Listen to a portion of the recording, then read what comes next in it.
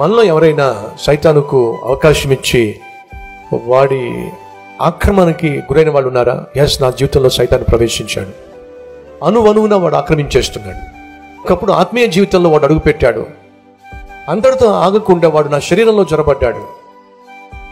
ఆరోగ్యాన్ని పాడు చేస్తున్నాడు, ఆస్తిని పాడు చేస్తున్నాడు, అందాన్ని పాడు చేస్తున్నాడు, ఆత్మీయతను పాడు చేస్తున్నాడు, ఆరోగ్యాన్ని పాడు చేస్తున్నాడు.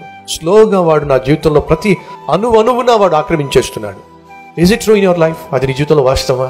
అయితే ఈరోజు ప్రభువుని అడుగు, ప్రభా వాడు ఆక్రమించేస్తున్నాడు నాయన.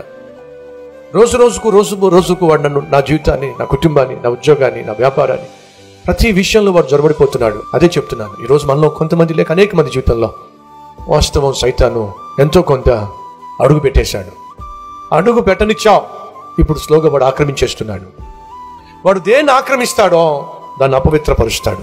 జ్ఞాపకం పెట్టుకో. కాబట్టి ఈరోజు ఒక్కొక్క విషయంలో అపవిత్రం అయిపోతున్నావు. నీ జీవితం అపవిత్రం అయిపోతుంది. ప్రార్థన చేద్దామా?